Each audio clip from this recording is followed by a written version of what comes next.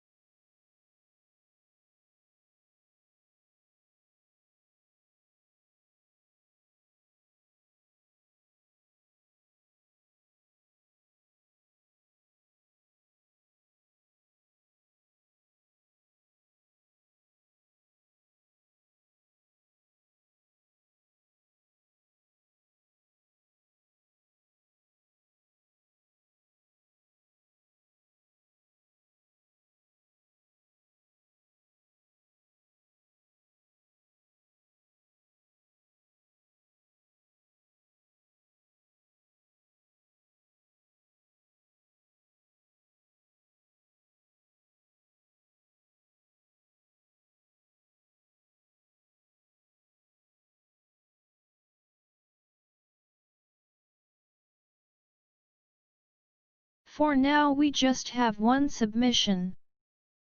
Now to return to today's topic.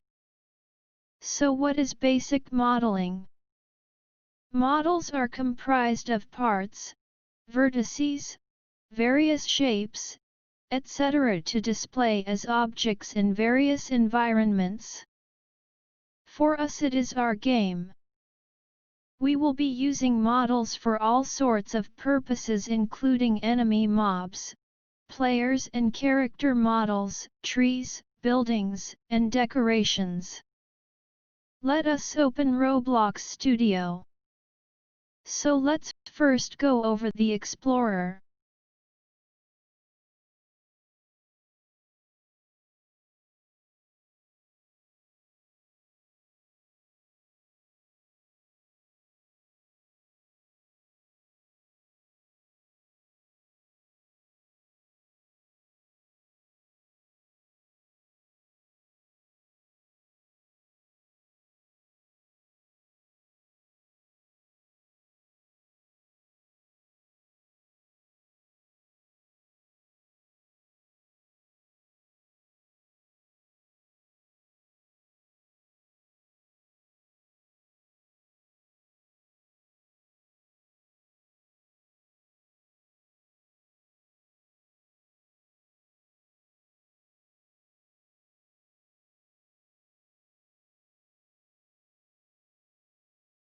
Explorer. Your Explorer tells you basically everything necessary about your project. It shows all the models, scripts, and etc. that you have in your place. These tabs represent different areas of the game. Models will go into the workplace, which is your game environment. Scripts and other assets will go into the replicated first, replicated storage, and occasionally server storage. Server script service will be solely scripts. Player scripts and character scripts will mostly also be scripts. For the sake of our class, the player GUI will exclusively be UI parts and no scripts. We will go more into these other areas in the future. Today we focus on inside the workspace.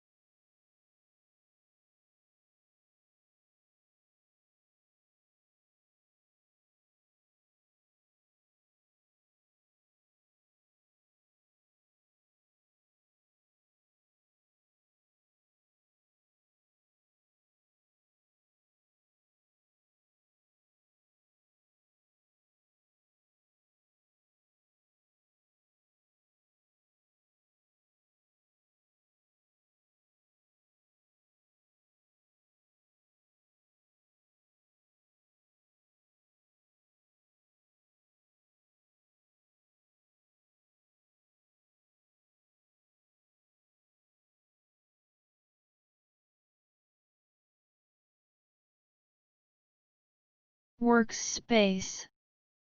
For the properties, we will start by inserting a part. Parts have 4 default shapes. You have rectangles, spheres, wedges, and cylinders.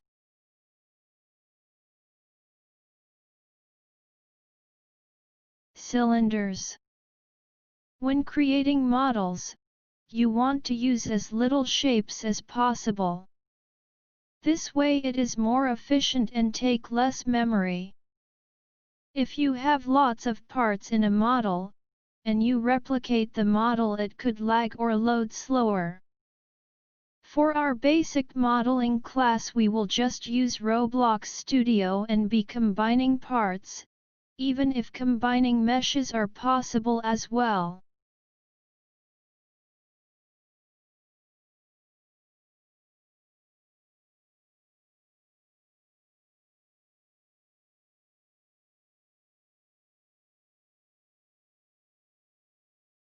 Down here on the bottom left, or bottom right, is my Properties menu.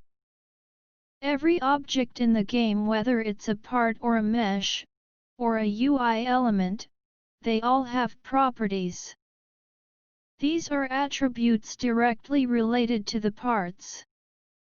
Brick color are predefined color values by Roblox. Color refers to the color wheel where you can choose whatever color you want to color your selected part.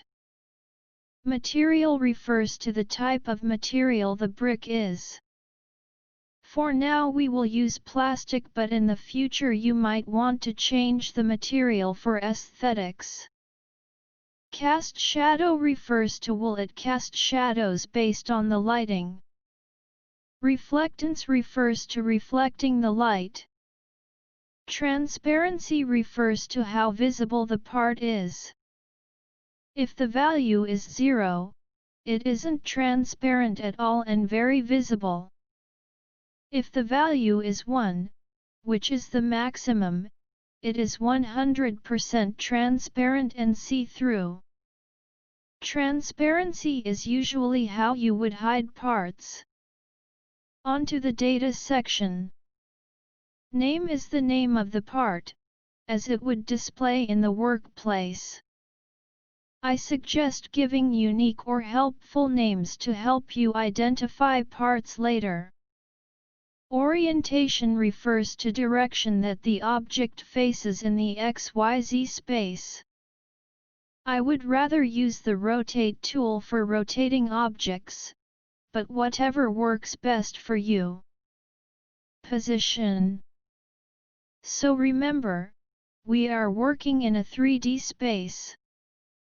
So you have 3 coordinates, x, y, and z. Y is always vertical in this world, which is up and down. X and z are constant. I have these axes on the top right to help me with x, y, and z orientations. All axes point in the positive direction. There are 2 kinds of positions.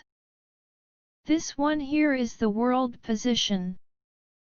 The part is based on this place, or more commonly referred to as the world.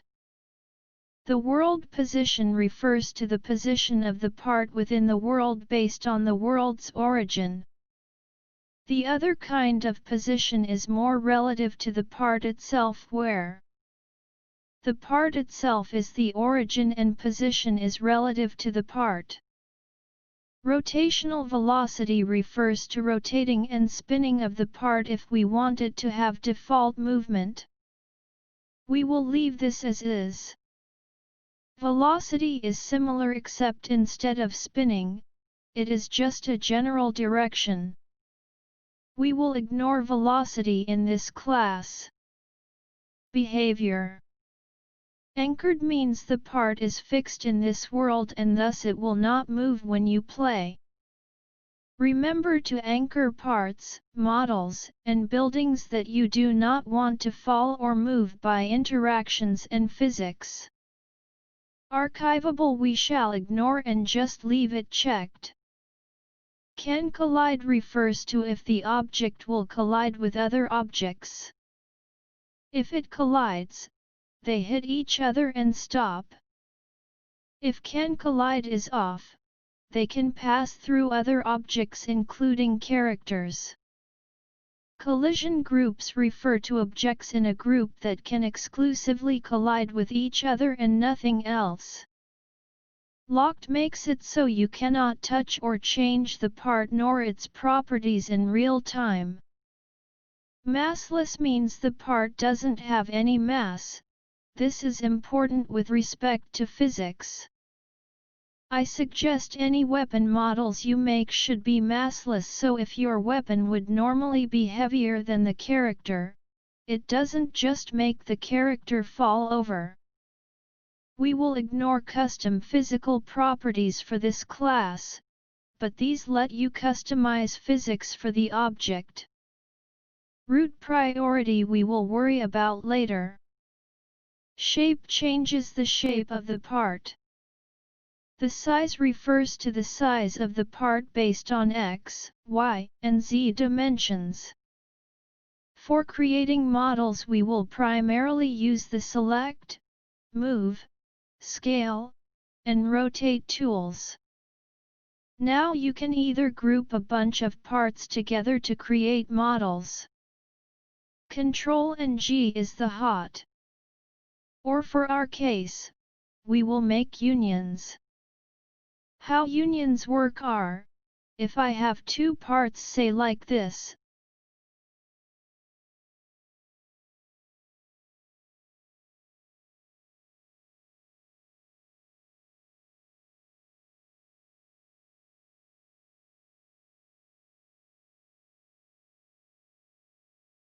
this, I can combine them into a single part or union.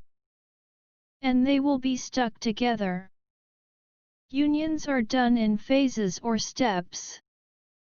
So if you do 2 or 3 unions, and you want to separate them, when you separate, it separates back one step. The Negate Tool. Negate Tool creates a negative part.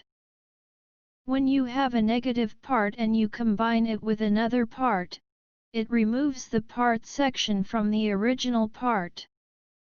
Negate parts are red. For this lesson, I am going to create a basic tree.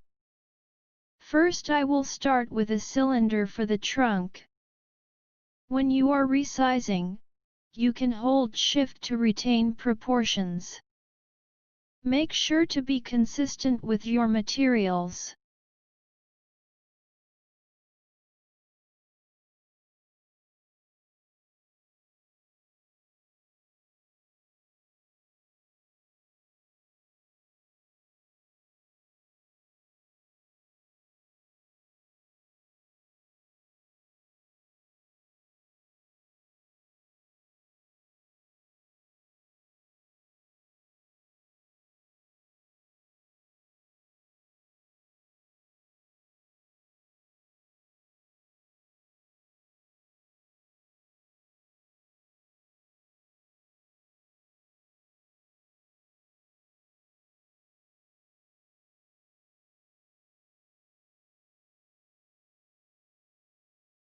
Make sure to be consistent with your materials. For this tree, I will use the marble material because it looks best. I suppose we can go for an aspen tree look, so let's leave this a grayish white color. Since trees usually aren't hidden, we shall leave it not transparent at all. Now let's use some rectangle parts for leaves. We shall turn off collisions so parts can pass through. Set the material to grass.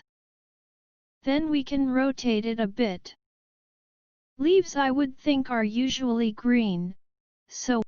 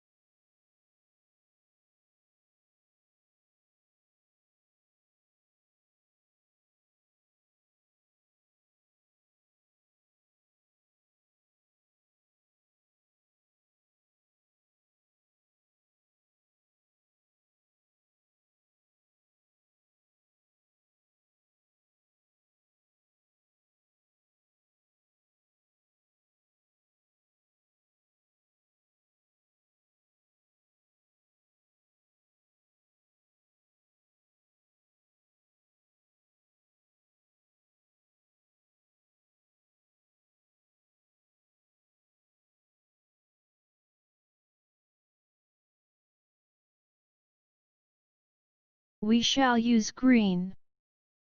OK, let us add some more leaves. You can also right-click and duplicate parts or copy and paste, etc. I like these leaves, so let's just group it and make multiple copies.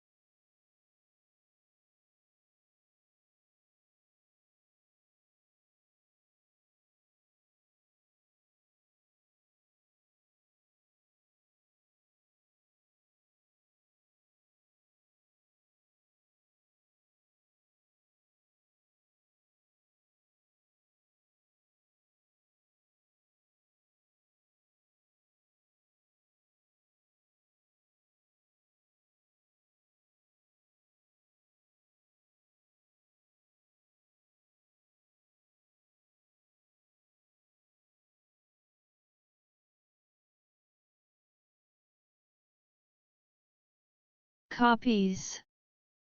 You can select multiple parts by holding Ctrl.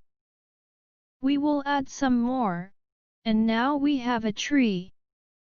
Let us make it a single model by combining all the parts into a single union.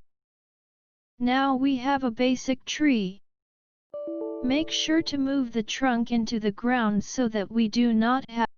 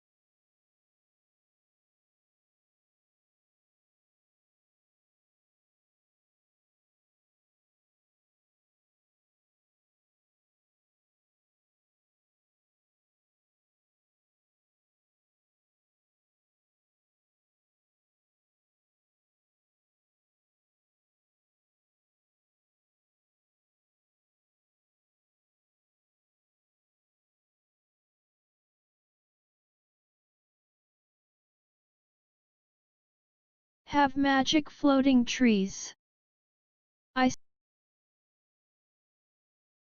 Make sure to move the trunk into the ground so that we do not have magic floating trees. I suggest making the leaves not collidable but the trunk collidable. If you run through a tree, you can't really pass through it, while leaves you can. Lastly, remember to anchor the tree so that it does not fall when we start the game. So this concludes our basic lesson on modeling. Does anyone have any questions?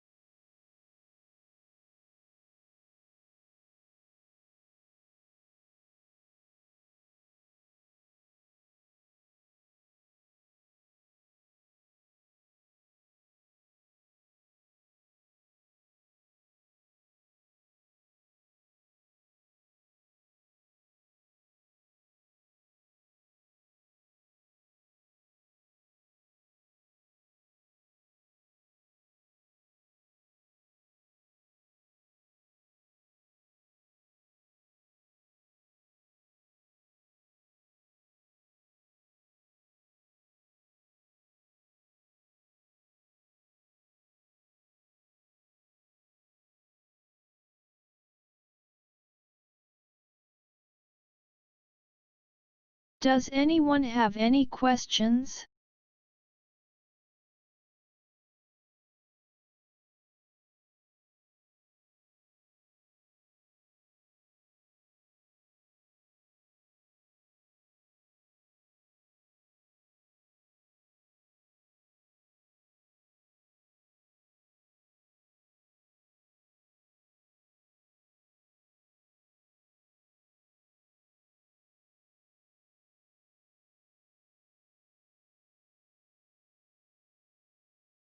Questions?